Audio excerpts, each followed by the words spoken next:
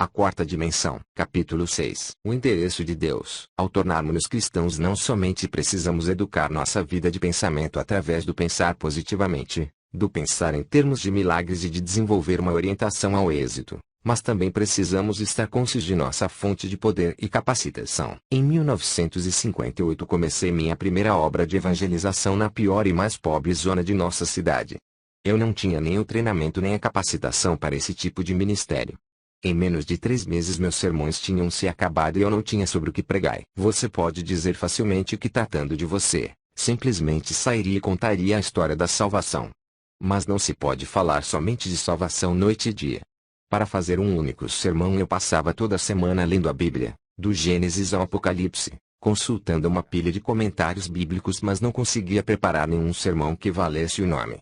Esse problema fez-me sentir que não tinha sido chamado para o ministério. Os pobres de sobrevivência não tinham tempo para pensar no futuro. Aonde quer que eu fosse pediam-me arroz, roupas ou algum dinheiro para construir uma choça para se abrigarem. Mas eu não estava em melhores condições do que eles, e também vivia em uma choça. Vestia-me muito humildemente e muitas vezes passava sem alimento. Nada tinha para oferecer-lhes. Esta é uma situação desesperadora.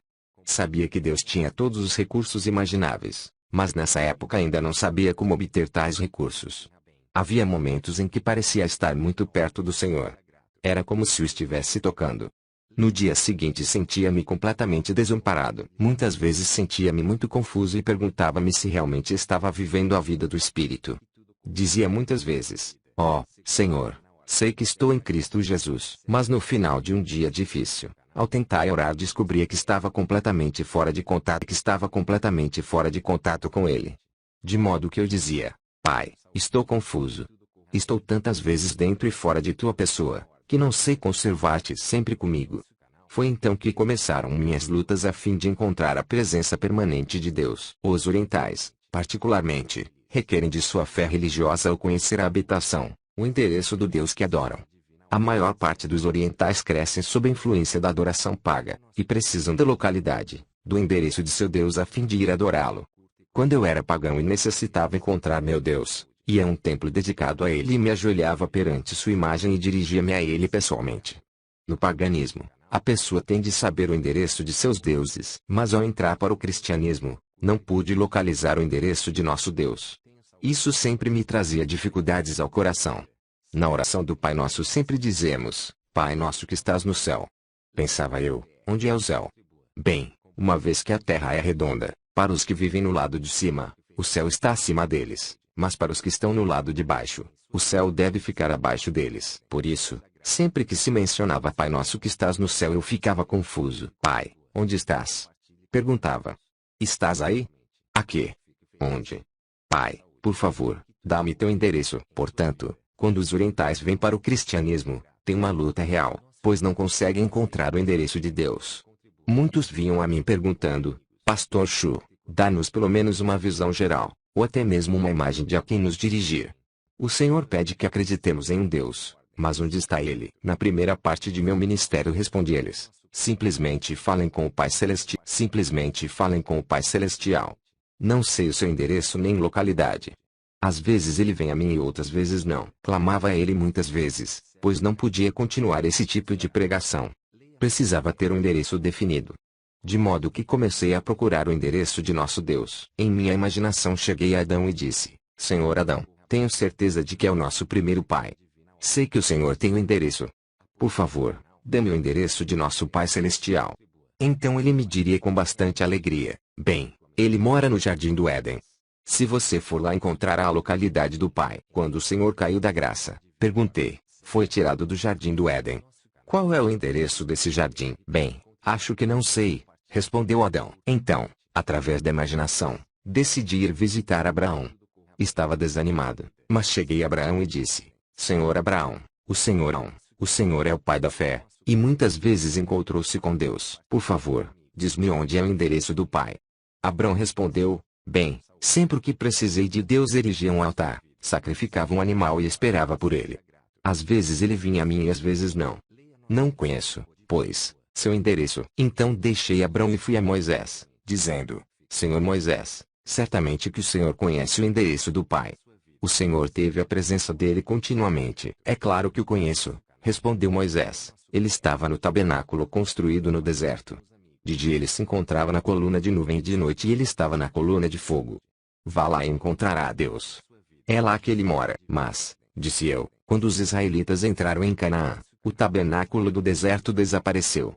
Onde está esse tabernáculo, hoje?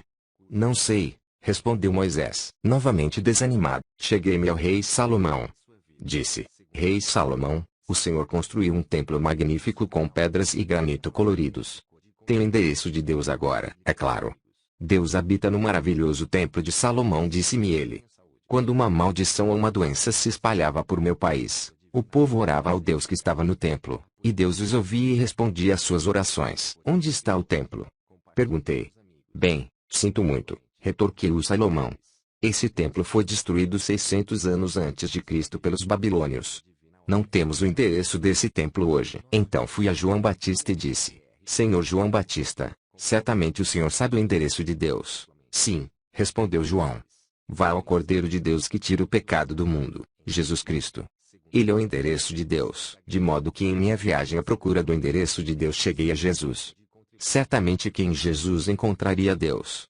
Mediante Jesus Deus falou, e através de seu único Filho, realizou milagres. Onde quer que Jesus habitasse, ali Deus também habitava. Meu coração se regozijou ao encontrar o endereço de Deus. Entretanto, ainda tinha uma grande pergunta. Jesus morreu, ressurgiu e subiu aos céus. Mas onde é o endereço de Jesus Cristo? Uma vez mais, voltei ao ponto de partida. Perguntei, Jesus, onde está o Senhor? Não tenho seu endereço e não posso dizer a meu povo onde o Senhor habita. Então me veio a resposta. Jesus disse, morri e ressuscitei. Enviei o Espírito Santo a cada um de meus seguidores. Disse-lhes que jamais os deixaria órfãos. Disse-lhes que oraria ao Pai que ele lhes mandaria o Espírito Santo e que nesse dia vocês saberiam que eu estou no Pai e o Pai em mim e que eu estou em vocês e vocês estão em mim. Gradativamente comecei a ver que através do Espírito Santo, Deus Pai e Deus Filho habitavam dentro de mim. Li em 2 Coríntios que Deus nos selou e enviou o seu Espírito Santo para dentro de nosso coração. Encontrei o endereço de Deus. Descobri que seu endereço é o meu endereço. Então saí aos meus cristãos e comecei a pregar com audácia. Podemos encontrar a localidade de Deus. Agora descobri seu endereço. Seu endereço é meu endereço, ele habita em mim com todo o poder e autoridade. Através do Espírito Santo Deus Pai e Deus Filho habitam em mim, e vão comigo aonde quer que eu vá. Ele também mora dentro de vocês, o endereço dele é o seu endereço. Se vocês ficarem em casa, ele estará lá. Se forem para o trabalho ele estará lá. Se seu trabalho for na cozinha, ele está lá. Deus habita em seu coração. E seus recursos estão dentro de vocês. Irmãos, continuava eu traço, não tenho prata nem ouro. Não tenho alimento, nem arroz, nem roupa, mas tenho algo a oferecer-lhes. Deus habita dentro de vocês. Aqueles que não possuem Deus em seu coração, venham a Jesus Cristo, recebam-no como seu Salvador pessoal e o Criador do céu e da terra, com todos os seus recursos, habitará em seu coração. Ele satisfará todas as suas necessidades. Ao ouvir esta mensagem, eles começaram a desenvolver sua fé. Esse foi o ponto de partida de meu ministério, e o fundamento sólido de minha vida de pregação. Até essa época estava tentando encontrar Deus indo de um lugar para outro. Quando evangelistas famosos vinham à minha cidade, corria para ouvi-los a fim de encontrar Deus. Às vezes ia orar em uma montanha ou em um vale. Procurei Deus em toda parte, mas depois de encontrar a verdade não mais vaguei. Tinha encontrado o endereço e a morada de Deus. Digo a meu povo, Deus não está longe, Ele não é um Deus de 2000 anos atrás, e também não é somente o Deus do futuro. O seu Deus habita em vocês com todos os seus recursos, poder e autoridade, o endereço dele é o seu coração. Por isso vocês podem falar com ele e orar a ele todos os dias. Vocês podem falar com ele e orar a ele todos os dias, e a qualquer hora. Podem tocá-lo e receber seus recursos mediante a oração e a fé. Quando vocês clamam em voz alta, Deus ouve. Quando falam suavemente, Deus ouve. Quando meditam, Deus ouve, pois mora dentro de vocês e pode suprir todas as suas necessidades. Depois da Guerra Coreana, quando os missionários saíram para trabalhar para o Senhor, assisti a muitas reuniões de missão. A maioria dos ministros coreanos tinha todo tipo de projetos diferentes. Queriam construir igrejas, levantar institutos bíblicos. Discutiam muito a maneira de solucionar seus próprios problemas. Mas nem bem começavam a falar de finanças. Diziam: para tal coisa será melhor que venha um missionário que se encarregue disso. Para eles os missionários não passavam de financistas. Senti muita pena e disse-lhes: irmãos, por que vocês sempre se voltam para os missionários? Eles responderam: porque Deus sempre nos envia dinheiro através dos missionários e não através de nós mesmos. Entretanto, desde o dia em que me formei no Instituto Bíblico decidi fazer de Deus minha fonte única. Descobri que Deus habitava meu coração com todos os recursos necessários. Descobri a maneira de receber os recursos de Deus e através destes 20 anos de ministério jamais dependi de nenhuma outra pessoa. Já atravessei o Oceano Pacífico mais de 40 vezes a fim de pregar em outros países. Nunca pedi nenhum centavo de igreja alguma. Gostaria de expressar meu agradecimento pelo envio de missionários à Coreia, mas jamais pedi ajuda financeira de igrejas fora de meu país. Sempre dependi de Deus, e em todos os trances Ele supriu as minhas necessidades, na construção da igreja, no envio de missionários de nossa igreja a outros países, na construção do Instituto Bíblico. Neste instante estamos construindo nosso novo Instituto Bíblico das Igrejas Assembleias de Deus Coreanas, e minha igreja está contribuindo com $500 mil. Deus, deveras, supre todas as nossas necessidades. Desejo imprimir em seu coração o fato de que você possui os recursos de que precisa dentro de você neste instante, não amanhã, não ontem, mas neste instante. Você possui Deus habitando dentro de você. Deus não está dormindo dentro de você. Deus não vem só para acampar-se e passar férias. Deus está aí para operar salvação. E Ele jamais opera a não ser mediante sua visão, sua fé. Você é o canal. Você pode dizer: ó Deus, por favor opere misteriosamente no universo e faze todas as coisas. Deus responderá: não. Estou habitando em você. Jamais me apresentarei ao mundo com poder a não ser que me manifeste através de sua vida. Você é o canal. Você tem toda a responsabilidade. Se não desenvolver sua maneira de crer a fim de cooperar com Deus, ele será limitado. Deus é tão grande quanto você lhe permitir que o seja. Ele também é tão pequeno quanto você o obrigar a ser. Quando os pecadores vêm a Jesus, ao quebrados e infelizes, primeiramente lhes ensino que Deus habita em seu interior e que possuem todo o recurso em Jesus Cristo. Então procuro reeducá-los para que desenvolvam seu coração a fim de cooperar com Deus. Todos, sem exceção, partem com nova fé e levam uma vida milagrosa e vitoriosa. Como é que este povo, se todos fossem realmente pobres e cheios de fracasso, pôde dar mais de $20 milhões à sua igreja de 1969 a 1977? Todos os anos damos cabo de nossos projetos que geralmente custam de $1,5 milhão a $2 milhões. Estes membros podem dar porque foram enriquecidos e são sucessos tremendos porque sabem como obter o recurso da fonte. Mas primeiro devem ser limpados dos pecados da carne. A maioria das pessoas luta com 4 pecados da carne, pecados estes que devem ser vencidos antes que o cristão possa operar ativamente com Deus. Se não se livrarem destes pecados, seus canais serão tão entupidos que Deus não terá oportunidade de fluir através deles. Descobri esses pecados durante meus 20 anos de aconselhamento. As pessoas sofrem por causa do ódio, o primeiro pecado que examinaremos. Se conservar o ódio em seu coração, Deus jamais poderá fluir através de você. E esse ódio, esse espírito não perdoador, será o inimigo número 1 de sua fé. Cristo Jesus destaca esse fato em Mateus 6:14-15, porque se perdoardes aos homens e suas ofensas, também vosso Pai Celeste vos perdoará. Se, porém, não perdoardes aos homens as suas ofensas, tampouco vós. Quarto sermão no domingo de manhã. Estou tão cansado que não desejo ver ninguém. Se alguém deseja falar comigo, primeiro tem de passar por minhas secretárias. Elas examinam cuidadosamente os pedidos. Se alguém consegue chegar a contil minha porta é porque está em grande necessidade. Certo dia, depois do meu quarto sermão, um senhor bateu à porta do meu escritório. Abri a porta e ele entrou. Pensei que ele estivesse bêbado porque andava cambaleando. Sentou-se e tirou algo do bolso. Um punhal afiado. Fiquei atemorizado. Pensei, como é que as secretárias deixaram-no entrar aqui? Ele carrega um punhal e assim mesmo deixam entrar. Eu estava realmente assustado e quando ele empunhou a arma, preparei para defender-me, dizendo: não use essa faca. Diga-me por que veio aqui. Respondeu ele: Senhor, vou cometer suicídio. Mas primeiro vou matar minha esposa, meu sogro, minha sogra e todos os que se encontrarem ao meu redor. Um amigo meu aconselhou-me a vir assistir a um de seus cultos antes de fazer todas estas coisas. Vim e assisti ao quarto culto. Escutei com atenção, mas não pude entender nenhuma de suas palavras por causa de seu forte sotaque provinciano e sulista. Não pude entender seu sotaque e não consegui compreender nada do que o senhor disse. De modo que depois de ouvir o que o senhor tem a dizer, vou sair para realizar todos os meus planos. Estou morrendo.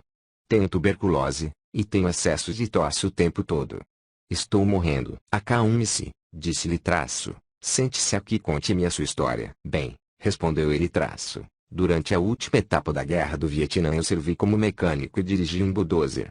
Trabalhei em todas as linhas de frente construindo trincheiras e estradas, arriscando a vida a fim de ganhar mais dinheiro. Enviava todo o dinheiro para minha mulher e quando a guerra acabou mal tinha o suficiente para sair do Vietnã. Mandei-lhe um telegrama de Hong Kong, mas quando cheguei correndo à casa, descobri estranhos morando lá. Descobri que minha mulher tinha fugido com um jovem. Ela me havia deixado, levando todas as minhas economias. Morava em outra parte de cidade. Fui até lá e implorei-lhe que voltasse para mim. Ela se negou terminantemente. Fui ver meu sogro e minha sogra a fim de expor-lhes o caso. Deram-me $40 e me escorraçaram de sua casa.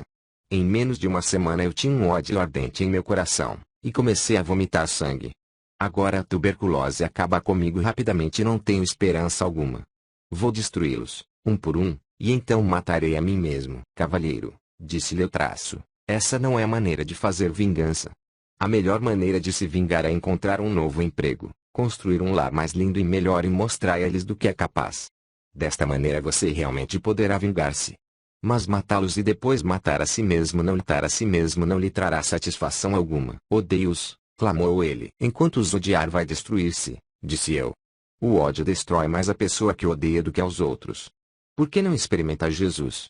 Perguntei.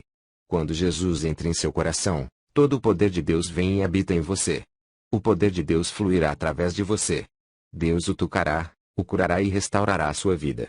Você pode reconstruir sua vida e isso seria a vingança verdadeira contra seus inimigos. Enviei-o à montanha de oração, onde ele aceitou a Jesus Cristo como seu salvador pessoal.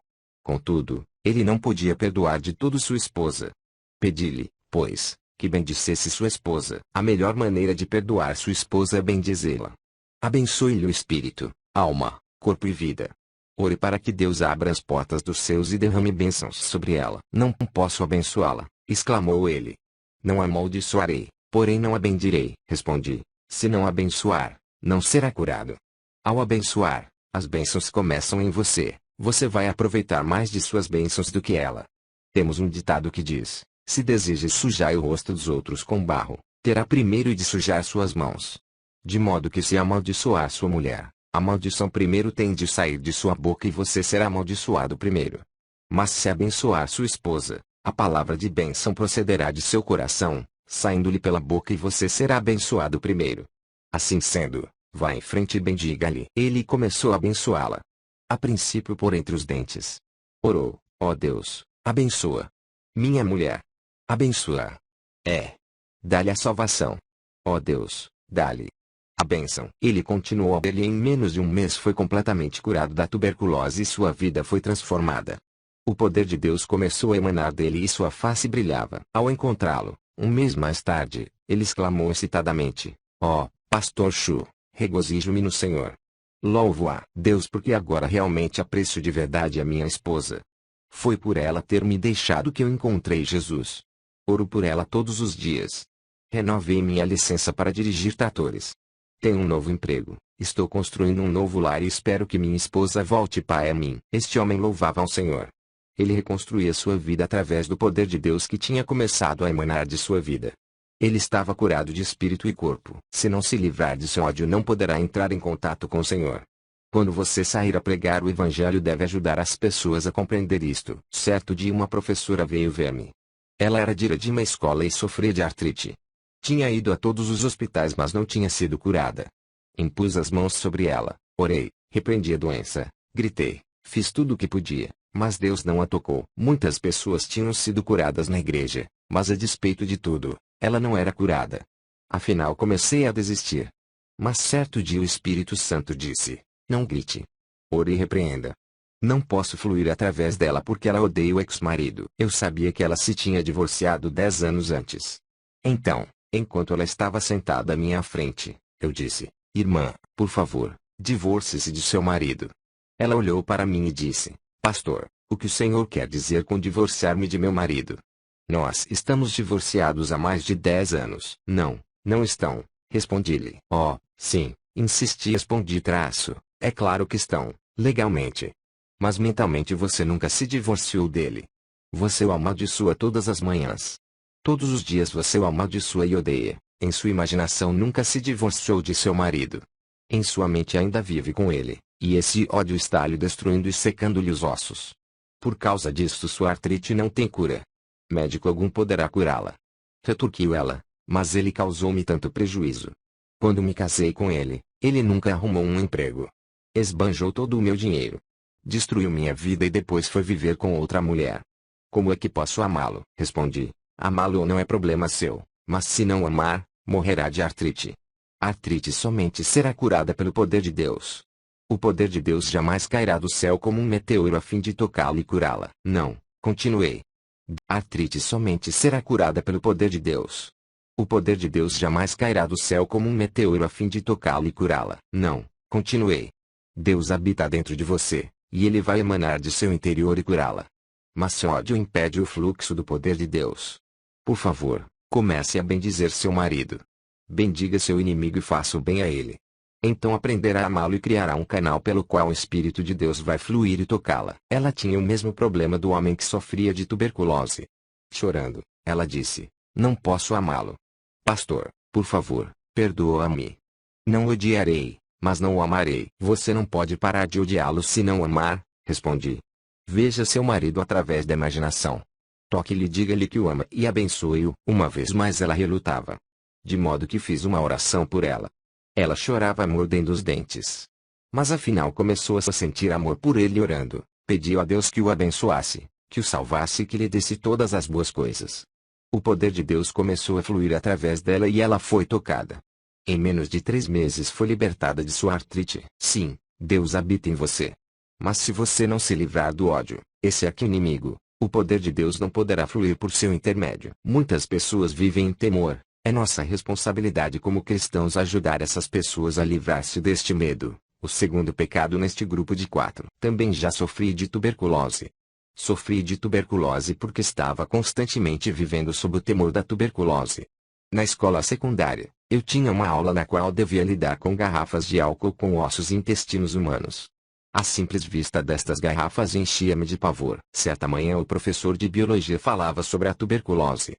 Naquela época não havia drogas miraculosas, e o professor disse que se contraíssemos tuberculose estaríamos perdidos, e nossos intestinos teriam a aparência dos que estavam naquelas garrafas, para o resto de nossa vida. Falou dos perigos da tuberculose e no final da aula disse: há pessoas que nascem com tendência para tuberculose.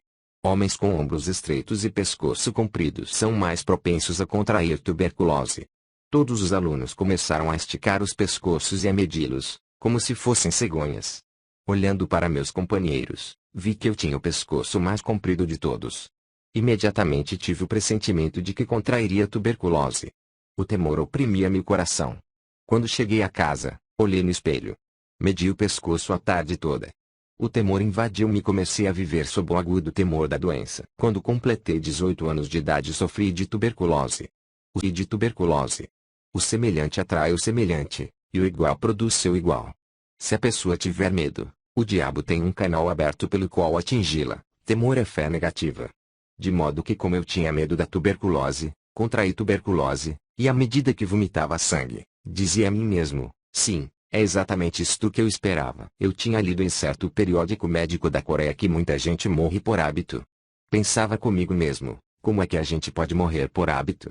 Então reli o artigo. Esses médicos, não cristãos, falavam do importante papel que o medo tem em nossa vida. Por exemplo, um homem de apenas 50 anos de idade, já avô, morreu de pressão alta. Seu filho, chegando aos 50 anos, também morreu de pressão alta. Agora o neto vive em constante temor de morrer de pressão alta. Ao chegar aos 50 anos de idade, no instante em que sentir alguma tontura ele há de pensar: oh, isso é um ataque de coração. Se sentir alguma dor no peito espera imediatamente ou logo ele há de morrer de um ataque cardíaco. Muitas mulheres morrem por causa do medo do câncer.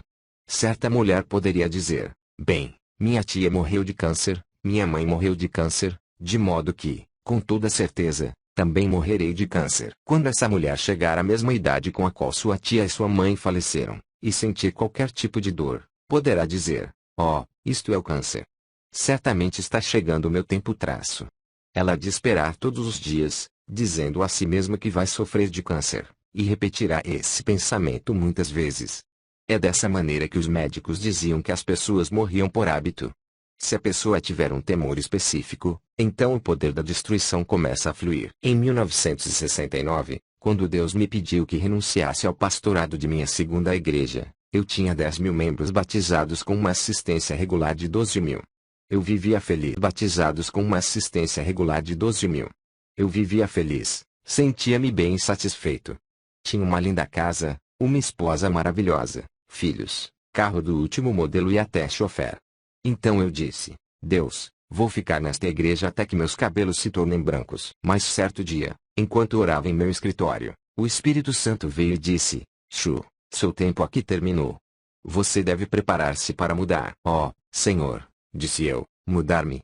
Já comecei uma igreja, e esta é a segunda que começo e edifico. Desejas que eu vá abrir um terceiro trabalho? Porque deve ser sempre eu quem dê início a novas obras. Estás escolhendo a pessoa errada."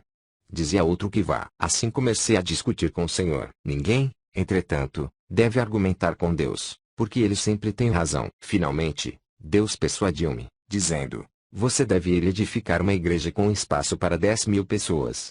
Uma igreja que possa enviar pelo menos 500 missionários." "Pai," repliquei, "não posso fazer isso. Tenho pavor mortal de edificar uma igreja desse tamanho." Mas Deus disse: "Não." Disse-lhe que vai e você tem de ir. Consultei um construtor acerca dos custos. Disse-me ele por alto que eu ia precisar pelo menos de 2,5 milhões de dólares, só para a igreja. Para o terreno precisava de outro 500 mil e para o terreno contíguo a fim de construir o complexo de apartamentos outros 2 milhões. Um total de não menos 5 milhões de dólares. Perguntou-me quanto dinheiro eu tinha. Disse-lhe que possuía 2.500 dólares. Ele olhou para mim estupefato, sacudiu a cabeça e não disse nada. Então fui a uma reunião dos anciãos da igreja e contei-lhes o plano. Certo ancião disse: "Pastor, quanto dinheiro o senhor vai conseguir nos Estados Unidos?" "Nenhum centavo," disse-lhe eu. Disseram: "O senhor é um bom homem, um ministro genuíno, mas não é homem de negócios. Não é assim que se constrói uma igreja e um complexo de apartamentos." Então reuni meus 600 diáconos. Quando lhes contei o plano, começaram imediatamente a agir como coelhos assustados, como se eu fosse impor-lhes um tributo de sangue. Senti-me desnorteado. Estava cheio de medo. Fui ao Senhor. "Senhor, ouviste todas as palavras dos anciãos e dos diáconos. Estão todos de acordo, de modo que o Senhor tem de pensar sobre este assunto de novo." Então o Espírito falou ao meu coração: "Filho, quando foi que lhe pedi que fosse falar com os anciãos e com os diáconos?" "Então eu não devia?" Perguntei. O Espírito respondeu: "Mandei que você construísse uma igreja, não que a discutisse. Essa é minha ordem." Levantei-me, dizendo: "Sim, se essa é tua ordem, cumpri-la-ei." Fui à prefeitura e comprei a crédito quase 2 hectares no bairro mais caro, situados em frente do edifício do Congresso, um dos lugares mais cobiçados de toda a Coreia. Depois fui ao construtor e assinei um contrato com ele para a construção da igreja e do complexo de apartamentos, tudo a crédito. Pensei com meus botões: eles construirão a igreja. Eu confiarei em Deus e verei o que acontece. No dia em que começaram as obras fizemos um culto especial. Finalizado o culto, fui ver como as coisas andavam. Pensei que os trabalhadores abririam umas poucas valas e que ali começariam a colocar o cimento para os alicerces e que em pouco tempo o edifício estaria terminado. Mas havia 12 bulldozers trabalhando e cavando a terra como se fossem fazer um lago. Fiquei louco de medo e perguntei: "Pai, vês como estes homens estão cavando? Eu terei de pagar por tudo isso?" "Não posso." Fiquei paralisado de medo. Meus joelhos começaram a tremer. E pela imaginação me vi sendo levado num carro da polícia. Ajoelhei-me e orei: "Ó Deus, que posso fazer? Onde devo me enfiar? Onde estás tu? Sei que és o recurso total, e coloco minha confiança em ti." Enquanto orava, tive uma visão de Deus trabalhando, e o medo me deixou. Quando abri os olhos e de novo vi as obras, voltei a sentir-me cheio de medo. Por isso, durante o tempo que a construção durou, Vive mais com os olhos fechados do que com eles abertos. O mesmo princípio é verdadeiro em muitas situações. Se você olhar para suas circunstâncias com seus olhos, e com seus sentidos, Satanás o destruirá com o temor. Mas se fechar os olhos e olhar para Deus, então poderá crer. Há dois tipos diferentes de conhecimento: conhecimento sensório e conhecimento revelado. Devemos viver pelo conhecimento revelado encontrado do Gênesis ao Apocalipse, não por nosso conhecimento sensório. Devemos instruir as pessoas a desistirem do temor do seu ambiente e de sua fé somente na palavra de Deus. Muitas pessoas vivem com complexos de inferioridade e estão constantemente frustradas. Esse sentimento de inferioridade é com acento grave a terceira área problemática que discutirei. Se as pessoas sentirem-se inferiores por viverem numa área de favelas, você não as poderá tirar dali. Talvez tenham fracassado em seus negócios e se resignaram a ser fracassos. Mas enquanto tiverem essa atitude, você não as pode ajudar. Você deve pedir que cada um entregue seu complexo de inferioridade a Deus e permita-se ser reconstruído pelo amor de Deus. Certo dia um menino matou um irmão menor com uma faca. A notícia causou sensação imediata. Os pais amavam o menino falecido com grande ardor. Louvavam-no constantemente na presença do irmão maior. O irmão maior começou a sentir-se desprezado e inferior. Certo dia, quando os pais estavam fora, o irmão menor chegou da escola. O complexo de inferioridade é muito destrutivo. Uma vez sofri de um complexo de inferioridade. Depois de lutar durante 2 anos em meu primeiro trabalho pioneiro, a igreja começou a crescer. Mas era uma igreja muito barulhenta, uma verdadeira igreja pentecostal. Muita gente recebia o batismo no Espírito Santo e muitos eram curados de diversas doenças. Certo dia o executivo principal de nossa denominação mandou chamar-me. Nessa época eles estavam em meio caminho entre os pentecostais mais ardorosos e os presbiterianos mais conservadores. Perguntaram-me: você realmente está orando pelos enfermos e fazendo com que as pessoas gritem e falem em outras línguas em seus cultos? Sim, respondi. Você é um fanático, asseveraram. Não sou fanático. Faço tudo de acordo com o ensino bíblico, defendi-me. Depois de discutirem este assunto, cassaram minha licença ministerial e me mandaram embora. Fui expulso de minha ministerial e me mandaram embora. Fui expulso de minha própria denominação. Depois de algum tempo o missionário John Huston veio e me levou de volta. Ao ser expulso fui atingido por sentimentos de inferioridade. Esse complexo de inferioridade produziu em mim um sentimento de destruição. Foi-me difícil sair dessa situação, na época em que os membros da comissão executiva me expulsaram. Entretanto, não sabiam que certo dia eu seria superintendente geral dessa mesma denominação. Esse foi um cargo que ocupei até recentemente. Quando fui eleito para esse cargo tínhamos somente 2.000 membros. Aplicando as leis da fé e ensinando-as aos pastores, tivemos um rápido crescimento. Quando pedi demissão do cargo, as estatísticas revelaram que a denominação contava com um total de 300 igrejas com mais de 200.000 membros. Devemos lidar com os que se sentem incapazes de vencer na vida. Devemos tirá-los de sua depressão e pessimismo. Edificá-los no amor de Jesus Cristo e dar-lhes fé, dizendo-lhes que nada é impossível ao que crê. Devemos curá-los e treiná-los. Logo eles se desfarão de seu sentimento de inferioridade. Certo domingo de manhã, enquanto pregava no segundo culto, vi um homem que eu sabia estar mentalmente doente. Ele foi trazido com os pés e mãos amarrados. Nesse dia estávamos fazendo compromisso para terminarmos com êxito a 5ª etapa da construção. Muitas pessoas estavam preenchendo cartões de compromisso. Quando esse homem recebeu um cartão ele o preencheu com a quantia de $100. Sua esposa riu quando os diáconos passaram para recolher as ofertas. Não acredite nele, disse ela. Ele está doido. Mas depois do culto, quando fui ver, ele estava completamente curado pelo poder do Espírito Santo.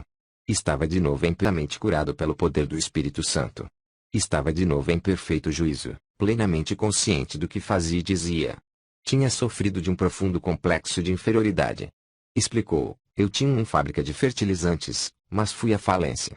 Fiquei tão preocupado que perdi a razão. Então levaram-me para um hospital psiquiátrico onde recebi uma série de eletrochoques.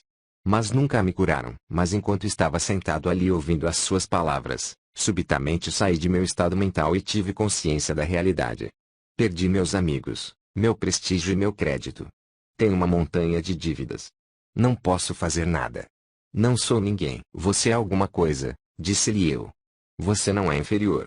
Você veio a Jesus e agora todo o poder de Cristo e todos os seus recursos residem em você. Você é um homem de Deus. Levante-se vitoriosamente.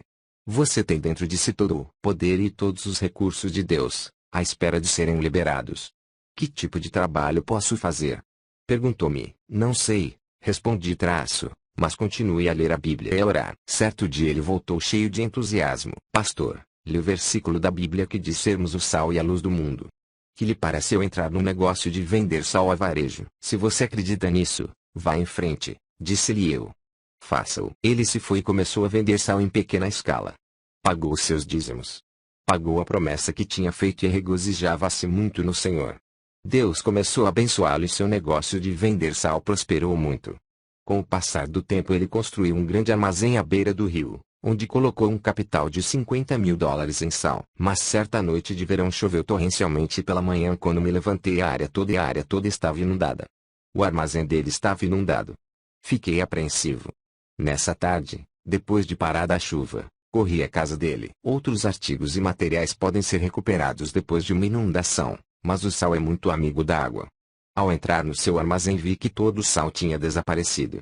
O homem, agora ancião de minha igreja, estava sentado no meio do depósito, cantando e louvando a Deus. Entrei, sem saber se ele estava em perfeito juízo ou não. Cheguei-me a ele e perguntei: você está bem ou está louco? Pastor, estou perfeitamente bem, sorriu ele. Não estou louco. Não se preocupe. Perdi tudo. Deus o levou. Mas como o Senhor sempre me tem dito, os recursos todos estão dentro de mim. A água pode levar-me o sal, mas não pode desfazer os recursos da presença de Deus que em mim habita. Posso fazer brotar esses recursos novamente através da fé e da oração. Espere só. Dê-me tempo. Levantarei meus negócios de novo. Já não sofri de nenhum complexo de inferioridade. Estava cheio de confiança. Hoje ele é um multimilionário e continua a vender sal. Também começou a fabricar relógios e tem sua fábrica própria. Ele já me acompanhou a Los Angeles, a Vancouver e a Nova York. Recentemente fez uma viagem à Europa. Este homem é somente um exemplo de como podemos ajudar as pessoas a se livrarem de seus sentimentos de inferioridade, dando ênfase a todos os recursos de Deus que lhes estão à disposição. Muitas pessoas também sofrem de sentimentos de culpa. Esse é o quarto problema que deve ser vencido antes que o cristão possa trabalhar ativamente com Deus, pois enquanto a pessoa sofrer de culpa, Deus jamais poderá fluir através dela. Precisamos ajudar as pessoas a se livrarem de seus sentimentos, de culpa. Precisamos fazê-las compreender que quando se sentem indignas e cheias de culpa, simplesmente poderão vir ao Senhor e Ele as limpará. Certo dia eu estava em meu escritório quando entrou um lindo casal. O homem era uma pessoa muito elegante e a esposa uma senhora adorável. Embora essa adorável senhora tivesse mais ou menos 30 anos de idade, parecia velha, emaciada e quase nem podia abrir os olhos. O marido disse: pastor, minha mulher está morrendo. Já tentei tudo, psicologia, psiquiatria e todos os remédios imagináveis. Sou rico. Já gastei milhares e milhares de dólares com ela, mas os médicos nada puderam fazer. Agora desenganaram-na. Ouvi dizer que o Senhor realmente tem ajudado muita gente e que muitos foram curados. Disse-lhe que tudo isso era verdade e olhei para ela procurando o discernimento e a sabedoria de que ela precisava nesta situação suave de Deus falou: ela sofre de uma doença psicossomática. Não é uma doença orgânica, e mental. Pedi que o marido saísse do escritório e voltando-me para a mulher, disse: a senhora deseja viver. É preciso que viva por causa de seu marido, pelo menos. Se a senhora tivesse de morrer, já devia tê-lo feito, pois agora tem 3 filhos. Se morrer agora, deixando os filhos para seu marido cuidar, realmente atrapalhará a vida dele. Portanto, de uma maneira ou de outra é preciso que a senhora viva para seu marido e seus filhos. Gostaria de viver, disse-me ela. Então posso ajudá-la, mas somente com uma condição. Deve contar-me sua vida passada, respondi. Ela se aprumou na cadeira e com ira nos olhos respondeu: será que estou na delegacia de polícia? O senhor é um ditador? Por que me pede isso? Isto não é um interrogatório e não tenho de revelar meu passado. Os olhos respondeu: será que estou na delegacia de polícia? O senhor é um ditador? Por que me pede isso? Isto não é um interrogatório e não tenho de revelar meu passado. Então não poderei ajudá-la, respondi. Se a senhora persistir nesse curso de ação, vou pedir que Deus revele diretamente as áreas problemáticas de seu passado. Ela ficou espantada e tirando um lenço da bolsa começou a chorar. Depois de um longo suspiro, disse: pastor, vou revelar meu passado, mas não acho que seja esse o meu problema. Sim, é, disse eu. Essa é a causa de seus problemas. Meus pais morreram quando eu era bem jovem e com acento grave praticamente fui criada por minha irmã mais velha. Minha irmã era como uma mãe para mim. E meu cunhado como um pai. Tomaram conta de mim e morei com eles durante meu tempo de ginásio, colegial e faculdade. No meu terceiro ano de faculdade minha irmã foi para a maternidade a fim de dar à luz seu último filho. Durante o tempo em que ela esteve lá eu tomei conta da casa e das crianças. Sem saber o que estava acontecendo, meu cunhado e eu nos apaixonamos. Não sei o que aconteceu comigo, mas caímos num relacionamento imoral. Logo a culpa alojou-se em meu coração. Desse momento em diante eu morria de culpa. Mas meu cunhado continuava a telefonar-me de seu escritório e constantemente nos encontrávamos em motéis, hotéis e estações de água. Tive vários abortos e ainda assim não podia recusar os pedidos de meu cunhado. Eu morria de medo de minha irmã descobrir, por isso meu cunhado intimidava-me continuamente.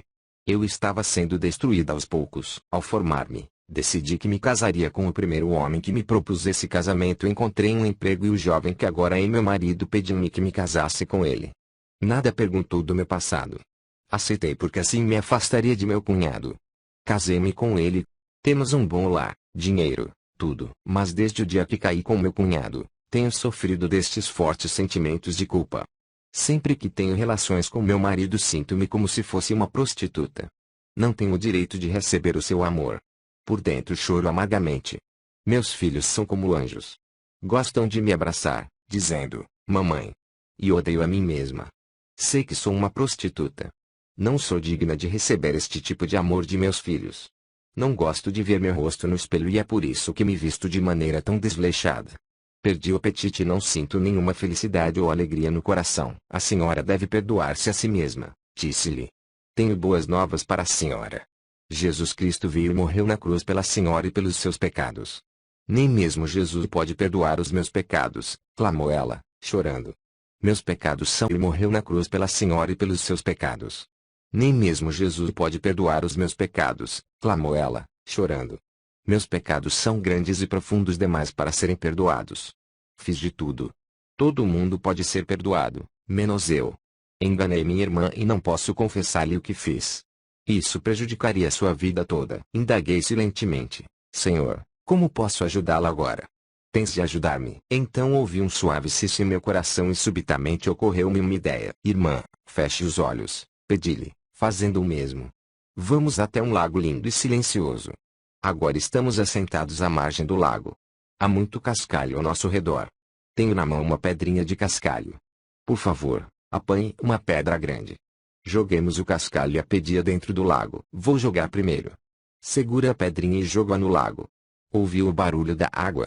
Um leve murmúrio e umas ondas. Onde está minha pedrinha agora? Foi para o fundo do lago, respondeu ela. Certo, respondi. Agora é sua vez. Jogue a sua pedra.